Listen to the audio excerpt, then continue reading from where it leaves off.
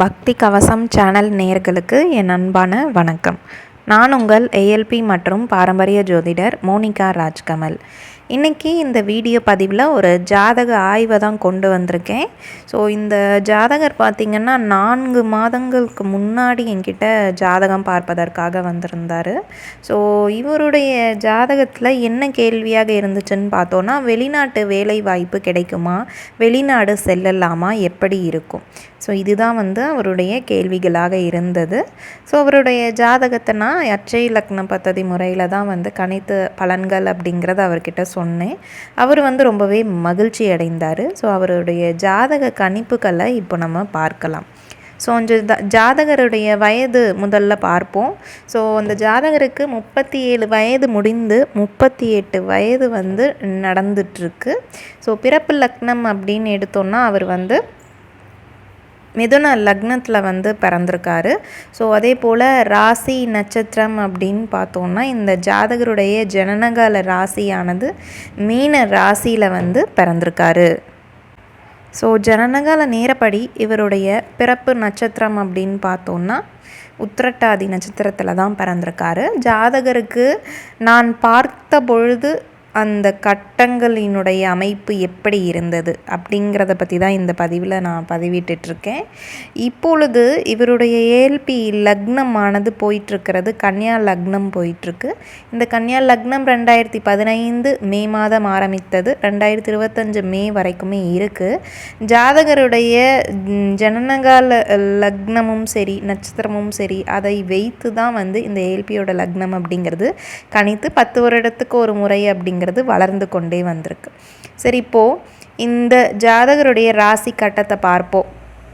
So மேஷ ராசியில் சுக்கிர பகவானும் ராகு பகவானும் அமர்வில் இருக்காங்க. ரிஷப ராசியில் சூரிய பகவான், மிதுன ராசியில் செவ்வாய் பகவானும் புதன் பகவானும் இருக்காங்க. கன்னியா ராசியில் மாந்தி இருக்கார். துலா ராசியில் சனி பகவானும் கேது பகவானுடைய அமர்வு ஏற்பட்டிருக்கு. மகர ராசியில் குரு பகவான், மீன ராசியில் சந்திர பகவான். இதுதான் அவருடைய ஏஎல்பி, அதாவது அட்சய ராசி கட்டத்தினுடைய அமைப்புகள். சரி, இப்போது இந்த ஜாதகருக்கு எடுத்ததுமே நான் சொல்லிட்டேன், உங்களுடைய வருமானம் சரியில்லாமல் இருக்குது அப்படின்றத சொன்னேன். வருமான ஸ்தானாதிபதி யாருன்னு பார்த்தோம்னா சுக்கிர பகவானாக வராரு. ஸோ ஏஎல்பியுடைய ஸ்தானத்துக்கு அது அஷ்டமஸ்தானமாகவும் இருக்குது. அதே போல் நட்சத்திர அமைப்புகளும் கொஞ்சம் சிக்கலாக இருக்குது. ஜாதகர் மன அழுத்தத்தில் இருக்கார்.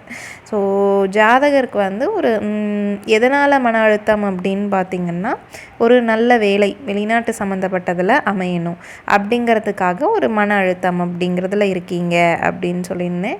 அடுத்ததாக இந்த வெளிநாட்டு போகிறது எப்படி இருக்கும், வெளிநாடு கிடைக்குமா அப்படின்னு கேட்டார். ஸோ கட்டாயம் கிடைக்கும். எப்போ கிடைக்கும்னா ஏப்ரல் 2024 மேலே உங்களுக்கு கட்டாயம் வெளிநாட்டு செல்லக்கூடிய அமைப்பு அப்படிங்கிறது வந்துடுது. ஸோ இப்போது இந்த ஏஎல்பி முறையில் பார்த்தோன்னா லக்னமும் சரி நட்சத்திர அமைப்புகளும் சரி ஏப்ரல் 13, 2024 மேலே ஒரு மாற்றம் அப்படிங்கிறது உங்களுக்கு நிகழ இருக்கிறது. D9ம் இப்போ 12 போயிட்டுருக்கு. அடுத்தது இந்த ஏப்ரல் வந்ததுமே D9ஆனது நிகழ்காலத்துக்குரிய D9 மாறிடும்.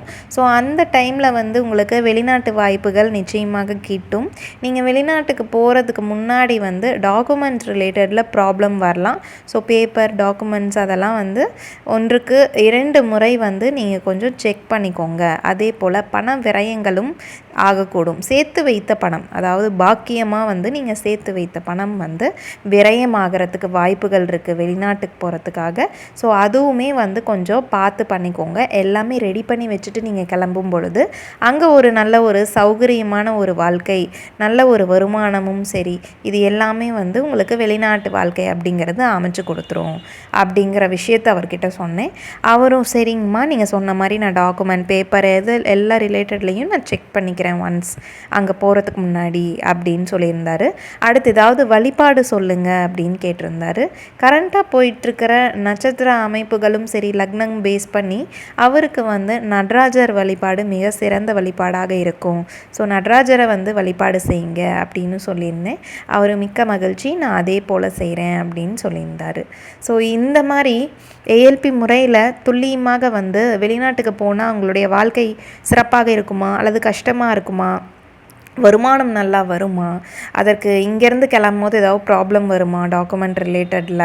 ஸோ இந்த மாதிரி துல்லியமாக ஒரு கணிப்பு அப்படிங்கிறது ஏஎல்பி ஜாதக முறையில் சாத்தியப்படுது. ஸோ உங்களுக்கும் ஏஎல்பி முறையில் ஜாதகம் பார்க்கணுன்னு நினைக்கிறவங்க ஸ்க்ரீனில் தெரிகின்ற என்னுடைய காண்டாக்ட் நம்பரை தொடர்பு கொண்டு தகுந்த கட்டணம் செலுத்திவிட்டு அப்பாயின்மெண்ட் வாங்கிட்டு நீங்கள் ஜாதகம் பார்த்து கொள்ளலாம். மீண்டும் மற்றொரு ஆன்மீக பதிவில் நான் உங்களை சந்திக்கிறேன். அதுவரை நன்றி, வணக்கம்.